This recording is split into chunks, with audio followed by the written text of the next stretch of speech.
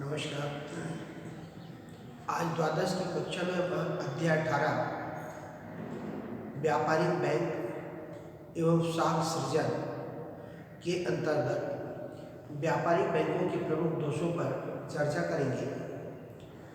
जैसा कि हमने देखा, व्यापारिक बैंकों के बहुत सारे महत्व हैं, उनकी बहुत सारी उपयोगिताएं हैं, लेकिन इन महत्व और उपयोगिताओं के बावजूद इनका अस्तित्व तो है हमारे जीवन में, लेकिन इसके बाद भी इनमें कुछ कमियां हैं और इन कमियों को हम व्यापारिक बैंकों के दोष के नाम से समझते हैं। आज हम देखते हैं कि व्यापारिक बैंक के प्रमुख दोष कौन कौन से हैं। व्यापारिक बैंकों के प्रमुख दोषों को हमने यहाँ 6 बिंदुओं के माध्यम से समझने का प्रयास किया। पहला बिंदु है अपर्याप्त जमाएं। हमारे व्यापारिक बैंकों के पास पर्याप्त मात्रा में जमाएं नहीं आती। इसका कारण है कई सारे हैं, लेकिन पर्याप्त जमाएं न होने के कारण व्यापारिक बैंकों का उतना विस्तार फैलाव नहीं हुआ, क्योंकि हमारे देश में औसतन प्रति व्यक्ति 300 रुपये खाते में जमा होते हैं, जबकि अन्य देशों की तुलना में देखिए, जैसे अमेरिका देखिए और जापान वगैरह में देखिए, यहाँ प्रति व्यक्ति औसतन लगभग 3,000 रुपये से 3,500 रुपये तक जमाएं प्राप्त होती हैं। इस कारण से हमारे यहाँ व्यापारिक बैंकों का महत्व कम होता है। दूसरा है बैंकिंग आदत की कमी। हमारे देश में अशिक्षा के कारण, जागरूकता के कारण, लोगों की प्राचीन परंपरा सोच के कारण व्यापारिक बैंकों की जो बैंकिंग आदत है वो कम है, क्योंकि हमारे यहाँ बैंकों में पैसा रखने की बजाय घरों में ज़मीन के अंदर गाड़ करके रखना, पेटी में बंद करके रखना, अलमारी तिजोरी में रखना पैसे को ज़्यादा सुरक्षित महसूस करते हैं, जबकि विदेशों में ऐसी परंपरा नहीं है। शिक्षा के भी कारण है इसमें लोगों की आपसी समझ की भी है। लोगों में हमारी बहुत समय कई सारी समस्याएं आती है, ठग वगैरह की, या इस कारण से धोखा, छल कपट, इस कारण से भी लोग इस प्रकार की आदतों से अधिक निकट महसूस करते हैं कि बैंकों में की बजाय अपने घरों में ही पैसे को सुरक्षित रखें।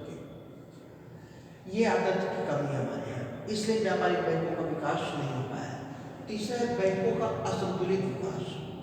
हमारे देश में बैंकों का समुचित विकास नहीं हुआ। समुचित जिस प्रकार संपूर्ण क्षेत्रों में होना चाहिए, या किसी राज्य में किसी उसमें होना चाहिए, वैसे विकास नहीं हुआ। बैंकों का क्षेत्रीयता के आधार पर विकास हुआ। जिन क्षेत्रों में उद्योग, कारखाने या कुछ और चीज़ें हैं, उन क्षेत्रों में बैंकों का विकास ज़्यादा हुआ, और जिन क्षेत्रों में, ग्रामीण क्षेत्रों में उद्योग पूंजी वगैरह ऐसे नहीं रहा, उन क्षेत्रों में बैंकों का विकास नहीं हुआ। अभी भी बहुत सारे ऐसे क्षेत्र हैं जहाँ 10-10 किलोमीटर, 15-15 किलोमीटर तो आसपास बैंक नहीं है, और बैंक है तो बैंकों की पूरी समुचित व्यवस्थाएं न होना, ये हमारे देश की सबसे बड़ी समस्या है। व्यापारिक बैंकों के जो विकसित नहीं हो सके, उसमें संतुलित रूप से सभी क्षेत्रों में समान रूप से बैंकों का विकास नहीं हो पाया, और इसका कारण क्षेत्रीयता विकास भी है। चौथा है विनियोग की गलत नीतियाँ। हमारे क्षेत्रों में, देश में विनियोग की जो नीतियाँ हैं वो व्यापारिक बैंकों के विकास को ध्यान में रख करके शायद तैयार नहीं की गई थी, इसलिए भी हमारे देशों में व्यापारिक बैंकों को उतना विकास फैलाव नहीं हुआ। धीरे धीरे सरकार भी और व्यापारिक बैंकों में भी आपसी सामंजस्य के कारण इन कमियों को दूर करने का प्रयास हालांकि वर्तमान समय में चल रहा है।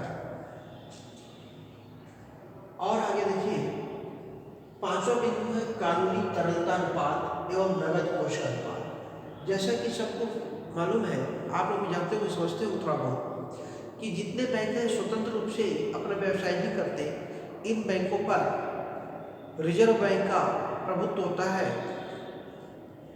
रिजर्व बैंक का प्रभुत्व होने के कारण ये बैंक अपनी कुल जमा राशि का एक निश्चित अनुपात में रिजर्व बैंक के पास इन्हें जमा रखना पड़ता है कुल व्यापार व्यवसाय के हिसाब से अनुपातिक में, और उस शेष में उनको अपना कार्य करना पड़ता है। और उसके बाद इनके पास जो शेष प्राप्त राशियाँ हैं उसका भी एक बहुत बड़ा हिस्सा नगद राशि के रूप में हमेशा के लिए जमा रखना पड़ता है। इस कारण से बैंकों के पास व्यवसाय के लिए पर्याप्त मात्रा में तरलता अनुपात कमी होने के कारण इनको अपने व्यापारिक गतिविधियों को चलाने में थोड़ी सी दिक्कतें आती हैं। तो कानूनी तरलता और नगद कोष का अनुपात भी व्यापारिक बैंकों की गतिविधियों पर अंकुश डालते, लगाम लगाते हैं। पांचवें अंक की बात, छठवां और अंतिम बिंदु देखिए, सरकार की अपेक्षापूर्ण नीति। सरकार कई क्षेत्रों में बैंकों के साथ कई सारी प्रकार की अपेक्षाएं करती है। बैंकों को समुचित धन, बैंकों को जो सुविधाएं मिलनी होती है या उनके प्रति भेदभाव की नीतियां, सरकार की ऐसी कई सारी नीतियां हैं जो सरकार की ये नीतियां व्यापारिक बैंकों के विस्तार को रोकती हैं।